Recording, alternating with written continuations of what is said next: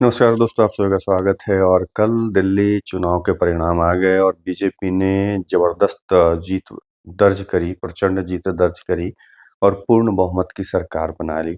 बिना किसी सहयोगी दल के 2 सीट पर सहयोगी दल भी चुनाव लड़ रहे थे, एलजेपी रामविलास और जनता दल यूनाइटेड।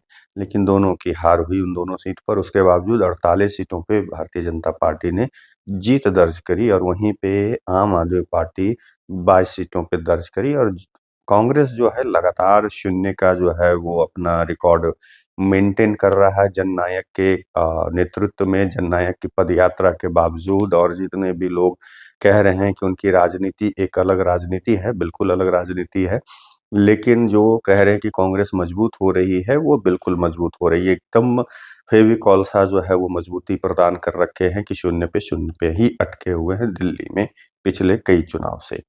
अब रह गई कि बात, कुछ लोगों का मानना है कि चुनाव ये दिल्ली में जो हार हुई आम आदमी पार्टी अरविंद केजरीवाल की, वो उनके अहंकार की हार है। मेरा ठीक है, अहंकार तो उनका था जो उन्होंने स्टेटमेंट दिया कि मोदी जी आप तो इस जन्म में मुझे नहीं हरा सकते, आपको दूसरा जन्म लेना पड़ेगा। ये अहंकार की बोली तो थी ही, लेकिन सबसे बड़ा कारण मेरा जहाँ तक मानना है कि अरविंद केजरीवाल या उनकी आम आदमी पार्टी की कोई आइडियोलॉजी नहीं थी। ये पार्टी बिना आइडियोलॉजी की थी। और जो भी राजनीति में कोई भी पार्टी अगर बिना आइडियोलॉजी की है, वो तो ज़्यादा लंबे दिन तक वो टिके हुए नहीं रह सकती है। ये आज से नहीं, शुरू से उठा कर के देख लीजिए आज़ाद भारत के बाद की स्थिति।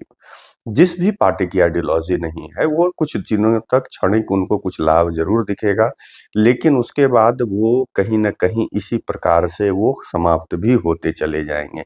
जैसे दिल्ली जो इनका बेस था, दिल्ली में ये लगातार सूपड़ा साफ कर रहे थे दूसरे दलों की, अब इस बार जो है खुद वो घट कर के 22 सीटों पे आ गए। वो भी कुछ जगहों पे अगर देखें कि और अगर शायद बीजेपी मंथन करती या सही तरीके से करती तो और सीटें कम हो सकती थी आम आदमी पार्टी की। तो ये जो फ्री वाला जो इनका नुस्खा था, मैं इसलिए नुस्खा बोल रहा हूँ कि वो अनुष्का ही है, वो अगर उसको देखा जाए किसी और तरीके से तो वो बिल्कुल कतई नहीं था कि ये राजनीति में फिट।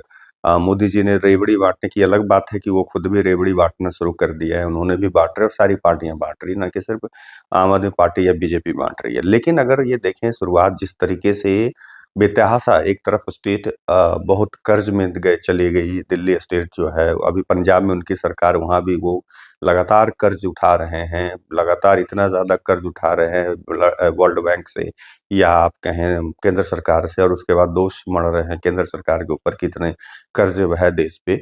तो कारण क्या है कि वो फ्री वाली जो इनके नुस्खे हैं, उसके वजह से ये चीज़ें झेलनी पड़ रही है।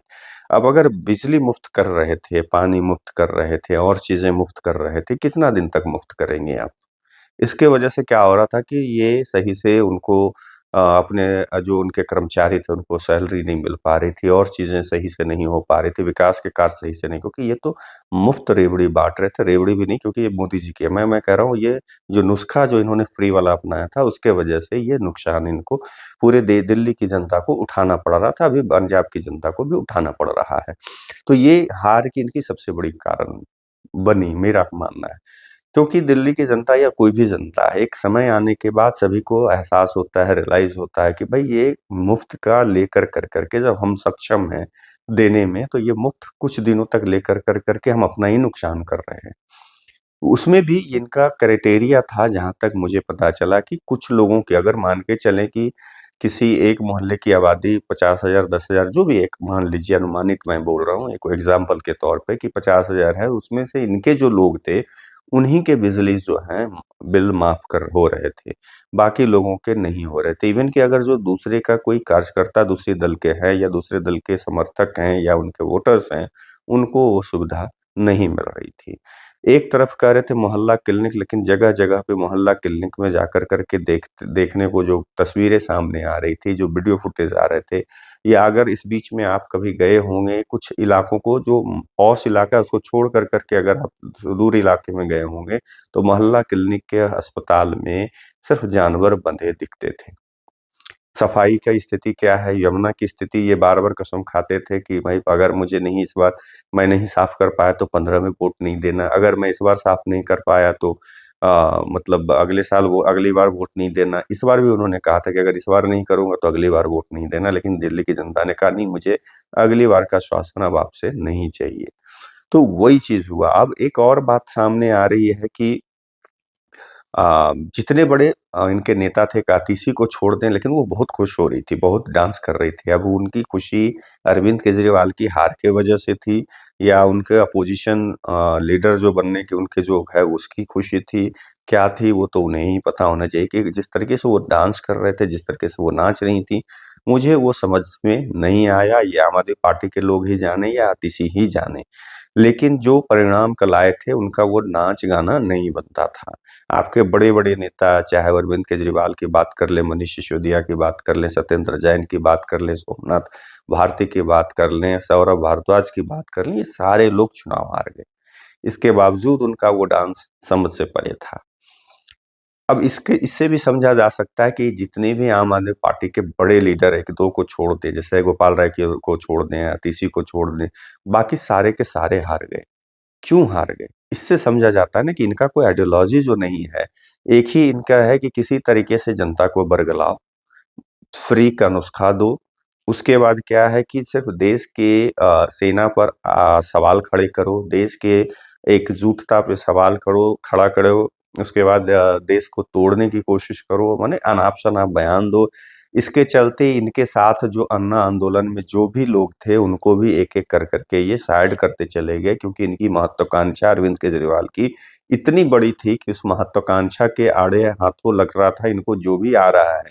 ये अरविंद केजरीवाल की सोच थी कि ये लगता था इनको कि ये मेरे महत्वाकांक्षा को आड़ो हाथों आ रहा है, तो उसे वो साइडलाइन कर दे रहे थे। उसके बहुत सारे लंबे फ़हरिस्त हैं, आप लोग से छुपा हुआ नहीं है। और भी, मैं खुद भी अन्ना आंदोलन से जुड़ा रहा हूँ।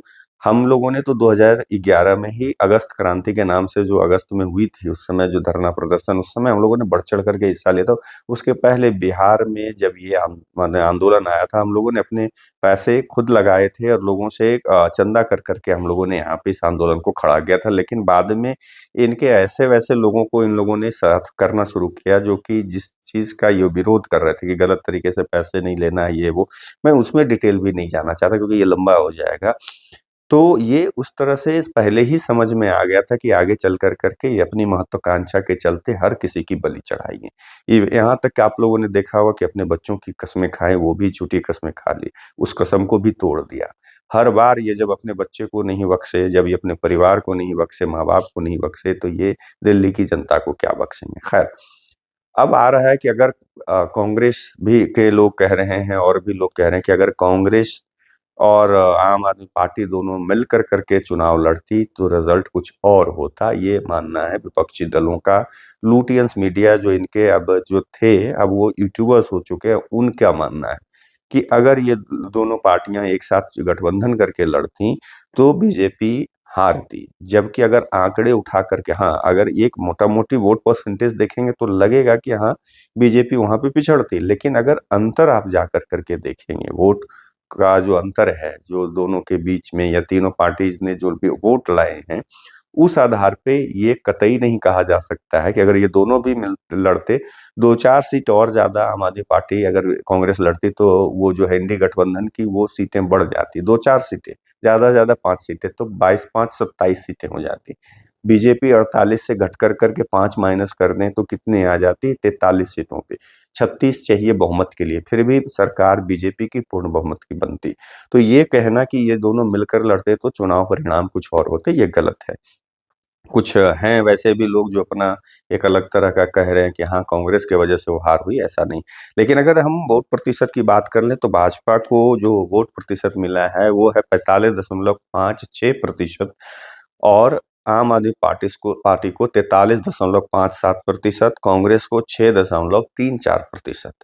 इसी को प्लस लोग कर रहे हैं कि अगर 43.57 और 6.34 करते हैं तो 49 दशमलव मतलब आपका जो है लगभग 50 दशमलव ऊपर चला जाता है, 50% वोट आ जाता है। इसके वजह से लोगों का ये कहना है कि इस वजह से इनका जो है मतलब आम आदमी पार्टी और कांग्रेस अगर साथ में लड़ती तो परिणाम कुछ और होते। लेकिन अगर हम कुछ सीटों पे वोट्स के अंतर निकालें जो जितने भी चुनाव में जो हार मिली आम आदमी पार्टी को, उसको अंतर मैंने निकाला कि एक पहला अगर देखें, तिमरपुर का है 1168 वोट का अंतर है। आपका राजेंद्र नगर है 1231 वोट का अंतर है। जगनपुरा 675, जहां से आपके मनीष सिसोदिया हारे हैं, वहां पे। मालवीय नगर से 2131 है, अंतर है। मेहरौली से 1782 वोटों का अंतर है। संगम बिहार में 344 वोटों का अंतर है। त्रिलोकपुरी में 392 वोटों का अंतर है। ग्रेटर कैलाश में 3188 वोटों का अंतर है। और उसके बाद जो है लगभग सब 5,000, 3,000, 4,000 से प्लस है, तो इसको मैं नहीं काउंट करता। तो ये कम है, जो कि लगभग 2,000, 2,500 से नीचे का अंतर। तो 1, 2, 3, 4, 5, 6, 7, 8, 8 सीट, अगर हम 8 माइनस कर दें भारतीय जनता पार्टी की सीटों में से, और ये 8 ऐड कर देते हैं हम, अ, आम आदमी पार्टी और कांग्रेस इंडी गठबंधन बना देते हैं, तो भी कितनी 30 सीटें होती हैं, 30, फिर भी इनकी सरकार नहीं बनती। और बीजेपी का 8 अगर माइनस करते तो 40 हो जाती, फिर भी सरकार बीजेपी की बनती है। अब इसमें भी लोग कहेंगे कि नहीं और भी चीजें हैं, तो मैंने एक पूरे जो है 48 सीटों का जो भारतीय जनता पार्टी ने चुनाव जीते हैं, उसमें कांग्रेस कहाँ पे कितनी वोट लाए हैं, उसका भी मैंने एक आंकड़ा निकाला है। लेकिन ये बहुत लंबा, क्योंकि 48 सीटों का ये हो जाएगा। लेकिन कुछ कुछ सीटें मैंने इसमें से भी, जब वो यहाँ पे 8 सीटें मैं देख रहा हूँ, लेकिन अगर इस वोट में मैं जो आए हैं बीजेपी, आम आदमी पार्टी और कांग्रेस का, और जो मार्जिन रहा है, अगर उस चीज को मैं देखता हूं, तो सिर्फ 5 सीटें ऐसी हैं जहां पे, जैसे मनीष सिसोदिया वाली सीट है, वो बिल्कुल अगर आम कांग्रेस के साथ लड़ रहे होते तो मनीष सिसोदिया वहां चुनाव नहीं हारते। तो इस तरह की चीज जो वो है, वो 5 सीटें हैं जो इस तरह का मुझे नजर आया, कि जहां पे अगर दोनों मिलकर के पार्टियां लड़ती, तो इतने सीटें, 5 सीटें और बढ़ सकती थी आम आदमी पार्टी और कांग्रेस के। तो मेरा यही मानना है कि ये चीजें मतलब बेबुनियाद है, बेवजह की बातें हैं, कि कांग्रेस के साथ मिलकर के आम आदमी पार्टी लड़ती, तो यहाँ पे सरकार बनाती और बीजेपी फिर से हार जाती। ऐसा कुछ नहीं था। सीधा-सीधा एक ही फिर से मैं कह रहा हूँ कि ये जो इनका जो आइडियोलॉजी नहीं है, आज तक समझ में नहीं आया कि आम आदमी पार्टी का आइडियोलॉजी क्या है। चलिए, कांग्रेस की समझ में आती, भारतीय जनता पार्टी की समझ में आती है, राजद हो, जदयू हो, चाहे समाजवादी पार्टी हो, एनसीपी हो, सबकी एक आइडियोलॉजी है। किसी न किसी का कुछ भी हो, जो भी उनका हुआ, हो सकता है आप उसे समर्थन करें, ना करें, ये अलग मैटर है। लेकिन हर पार्टी की अपनी एक आइडियोलॉजी है। आम आदमी पार्टी की कोई आइडियोलॉजी नहीं। इनका सिर्फ है अपना बेनिफिट देखो, फ्री का नुस्खे अपनाओ, और उसके आधार पे जो बेनिफिट मिलता है, जितना लूट सको, जितना बेनिफिट उठा सको उठाओ। बाकी भाड़ में जाए जनता, अपना काम बनता, भाड़ में जाए जनता वाली स्थिति है। इनकी यही आइडियोलॉजी है। तो ये ज्यादा दिन चलने वाले नहीं थे, और ये 10 साल है। अगर आप देखें, कुछ लोग जो हैं, जैसे मैं एक व्यक्ति, बड़े शख्स के नाम के जिक्र करना चाहता हूँ। सुरेंद्र शर्मा जी, बहुत बड़े हास्य कवि हैं, पद्मश्री से मतलब सम्मानित हैं। उन्होंने, जब उनका एक कार्यक्रम बिहार शरीफ में हुआ, नालंदा में हुआ, तो उनसे जब मुलाकात हुई होटल में, तो उन्होंने कहा कि हमारे मुख्यमंत्री बहुत अच्छा काम कर रहे हैं। मुझे पता था कि वो हरियाणा के हैं, सही में हरियाणा के हैं, रहते हैं लेकिन दिल्ली में। उसी दिन पता चला कि वो दिल्ली में रहते हैं, और वोटर्स भी दिल्ली के हैं, और वो वोट करते हैं आम आदमी पार्टी को। तो उन्होंने कहा था कि बहुत अच्छा काम कर रहे हैं, क्योंकि हमारी मुफ्त बिजली मिल रही है, मुझे मुफ्त पानी मिल रहा है। अब इतने बड़े व्यक्ति को मुफ्त बिजली और पानी देने का क्या तात्पर्य है? और वहीं पे झुग्गी झोपड़ी में जो लोग, छोटे से कस्बे में जो रह रहे थे, जो रोजमर्रा काम कर करके, मतलब वो कमा खा रहे थे, किसी तरह से अपने जीवन यापन कर रहे थे। उनसे जब बात हुई, मेरे जानने वालों में से हजारों की संख्या में दिल्ली में रहते हैं, बहुत सारे मेरे गांव के आसपास के, मेरे गांव के लोग जो रहते हैं, उन लोगों ने कहा हमें फ्री में नहीं मिलता है बिजली, हमें फ्री में पानी नहीं मिलता है। तो आप सोचिए, सुरेंद्र शर्मा जी को दिल्ली, मतलब दिल्ली सरकार या आम आदमी पार्टी की सरकार जो दे रही थी फ्री में, लेकिन बाकी जो सही में वैसे लोग थे जिनको जरूरत थी, उन्हें नहीं मिल रहा था। तो इसी वजह से मैंने बोला कि कोई आइडियोलॉजी नहीं थी इनकी। इस वजह से ये चुनाव हारे, और ये आने वाले समय में पंजाब में भी हारे। जितनी जल तेजी से ये राष्ट्रीय, मतलब नेशनल पार्टी बनी, उतनी तेजी से ही ये सिमट कर करके खत्म हो जाएंगे। धीरे धीरे करते करते अगले लोकसभा चुनाव में इनकी समाप्ति तय है, खत्म है। और वही स्थिति, एक बात और मैं बिहार से जोड़ता चलूंगा, आम आदमी ये अरविंद केजरीवाल से, प्रशांत किशोर जी की भी वही स्थिति नजर आ रही है, कि उनकी भी कोई आइडियोलॉजी अब तक नजर नहीं आई। कहते कुछ और है, कर कुछ और रहे हैं, करेंगे क्या पता नहीं। उनकी क्या स्थिति है, मतलब आगे चल कर क्या उनका एक प्लान है, रोड मैप है, कुछ पता नहीं है। तो आने वाला समय भी प्रशांत किशोर अपनी भविष्य को देखें, अरविंद केजरीवाल को देख कर के अपना भविष्य देख लें कि यही होने वाला, आपका भी हश्र है। आप लोगों का क्या मानना है कमेंट करके ज़रूर बताइएगा। तब तक के लिए आप लोगों से विदा लेता हूँ, दूसरे वीडियो में मिलूँगा। नमस्कार।